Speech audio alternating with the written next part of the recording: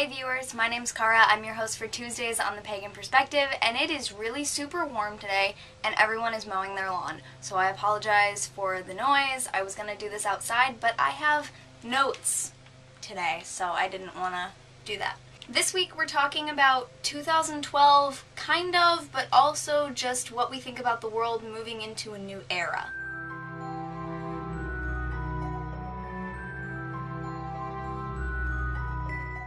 So lots of people throughout the past couple of months have asked us to talk about 2012. And so I kind of skipped over it because I was like, okay, we can get to that. That's not very pertinent. However, Chloe Rose went into a little bit more detail, so I will read to you what they said. There's been so much talk about the new era coming and wondered what your thoughts are on it. Some believe we are going to be in a state of higher consciousness and more connected to each other. Some think it's the end of the world. Some say there will be a new world order and one world government. Some people think we'll be in a new age of peace, and some say nothing will happen at all. This got me thinking in a much different way. We humans created a calendar and a clock so that we could keep track of time for our own purposes.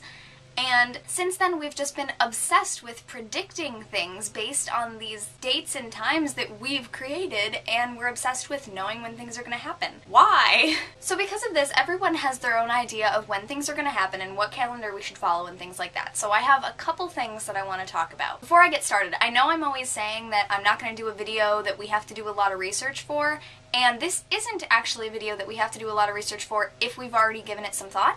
And so I do have notes today, but that's because this is a topic that I've been interested in, and especially when I was in a production of Hair this March, you know, talking about the dawning of the Age of Aquarius, a lot of us in the cast actually already researched this stuff, so this wasn't something that I had to do a book report on, and that is why I'm so willing to give all this information to you now, because I've already done it, and it's interesting to me. Speaking of the dawning of the Age of Aquarius, one of the ways that we measure time is by astrological ages. It's kind of like the zodiacs that happen all throughout the year, except each zodiac sign has its own astrological age that it kind of rules over in the time that we've had so far. Each age is approximately 2,150 years long, but depending on who's doing the measurements, there's some give and take. And the ages actually go in retrograde, so instead of progressing Aries to Taurus, etc., it actually goes backwards, so Aquarius follows Pisces, etc. Our zodiac signs are said to be the day that you're born, you're a certain zodiac sign. But if you're born on one of those days that's like right at the breaking point, they call that the cusp, and they say that you would have some of the traits of both of those zodiac signs in you if you're born right between them, because there's some time for overlap between the signs. It's the same thing with the astrological ages. In between the ages, there's this huge time of overlap where it's transitioning from one age into another. And so that's what the dawning of the Age of Aquarius is talking about. It's not the Age of Aquarius yet, but that age is coming and we're in that overlap. When my friends and I did our research about what the Age of Aquarius really was, we came across all these characteristics of the past ages, and let me just say, I think it's really cool, so I'm going to share some with you. I will put the dates up on the screen so that I don't have to take the time saying them. First, the Age of Leo, hey. It was known as the Golden Age, and the main events at the time were the global warming that caused the deglaciation of most of what is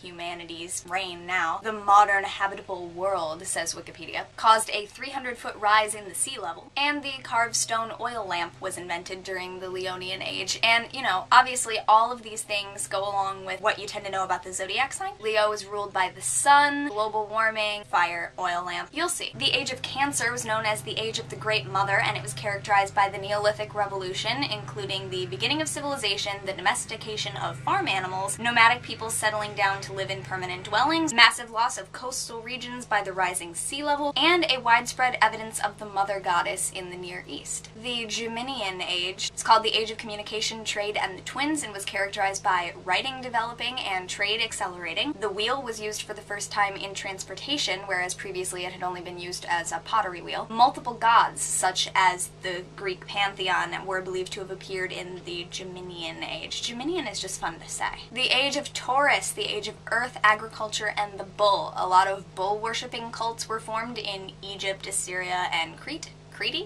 concrete. The building of the pyramids, which symbolize structure and stability and all things that are generally associated with Taurus. The Ankh, the Egyptian symbol of life, and I actually didn't know this, that the Ankh is, the symbol is the thoracic vertebra of a bull. Didn't know that. When Moses was said to have descended from the mountain with the 10 Commandments, his followers were worshipping a golden bull calf. He instructed them all to kill each other in order to cleanse themselves, and so that symbolically was Moses, who represents Aries the ram, killing the bull, ending the age of Taurus. So then the Aryan Age happened, the age of war, fire, and the ram, characterized by the expanding empires of a lot of places, including China, Persia, Greece, and Rome. A lot of names during the Aryan Age had either Aries or Ram in them, like Ra, the sun god, Abram and Abraham, and Ramses the first. The battering ram was used successfully, and there were efforts to replace polytheism with monotheism. Piscean Age is technically where we are right now. It has thus far been characterized as the age of monotheism, spirituality, and the fish, and the biggest characterization that marks this age is the rise of many religions such as Christianity, whose symbol is a fish, Islam, and Buddhism. And then there's the Aquarian Age, and there's huge debate as to what year it's actually going to become fully the Aquarian Age. Right now they're calling it the Age of Freedom, Technology, and the Water Bearer, and it's expected that the age will usher in a period of group consciousness. Has a lot to do with hair, if you know the show. Also, I've been rereading Priestess of Avalon by Marion Zimmer Bradley, which takes place all during the Aryan Age and then the beginning of the Piscean Age. It's just so cool to be able to relate. That is a great book, by the way. And no, I haven't read Mists of Avalon, nor have I seen the movie, but Priestess of Avalon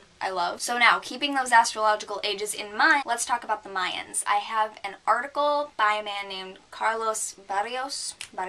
I don't know, I'm gonna call him Carlos. There's a link in the description to the article where he explains what is going on in the Mayan calendar in 2012. But basically, the Mayans created 17 calendars that all counted time in different ways for different purposes, and we've just kind of adapted one into ours. And the Gregorian calendar doesn't even necessarily follow that exactly, and that's why you'll hear a lot of people say, oh, the actual year 2012 already passed and we're just counting it incorrectly. Let's not really get into that. Periods of time, or ages, in the Mayan calendar are known as suns. In the Mayan creation myth, there were 3 previous unsuccessful attempts to create human life. The 4th time, they were successful, and that's how we got here, so we are currently living in the 4th sun. The Mayans see 2012 as the transition from the 4th sun into the 5th sun, where, obviously, a new creation will take form. And as Carlos states numerous times in the article, the Mayan calendar does not end in 2012. The world will not end, it will just be transformed. So the world as we know it may be coming to a close, but the world itself is still going to continue.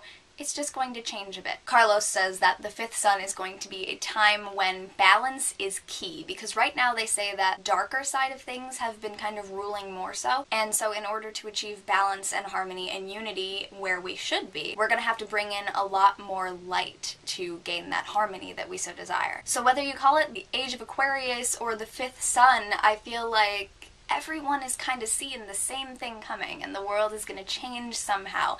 And so I do believe that there's going to be a change, whether it happens on the solstice of 2012, you know, I don't know. But I do think it's going to be a gradual thing, and I do believe there's going to be a change, because the world is always changing, and it would just be silly to think that nothing is ever going to change. Can't really believe it's supposed to be happening in my lifetime, but we'll see. My current lifetime. I decided to throw this topic in here now because of the recent talk of the rapture and therefore the end of the world being October 21st. I can see no possible reason why October 21st would be, but again, that's just one other person's or one other group's interpretation of something, and as you can see when I put those dates up, there's a lot of different ways to calculate things, a lot of different times that people believe things are going to happen. I will put links in the description to the Wikipedia page on Astrological Ages, Carlos's article, and also Maya 5th Sun, where I learned a lot about the suns and eras in the Mayan calendars. Yeah, go listen to the soundtrack of Hair or something, I don't know. Really quick before I go, there is also a link in the description to a Tumblr page entitled Pagan Perspective Topics. That is the ongoing list of every topic that we have ever covered on the Pagan Perspective since we started in August of 2009. It's only one blog post, and I'm just going to keep editing that one post, so if you want to know what we've already covered before you suggest a topic, go to that post, look down, it's got year 1 and what we have so far of year 2 on it, so you can see what we've already done. And you have until I don't know, maybe 1 or 2 Eastern Standard Time tonight to post your video responses if you want to be a substitute. I said I was going to turn it off at midnight my time, but then I realized that's like 10 p.m. for some people over on the West Coast, so I'll probably still be awake, so it'll probably be after that. Plan on it being midnight Eastern Standard Time, and then we'll go from there, and if you have some extra time, awesome. So if you still haven't done a video response, you have a couple hours. Alright, I will see you guys next Tuesday. Thank you very much for watching, and blessed be. Oh my gosh, it's so hot, and I have lights on my face.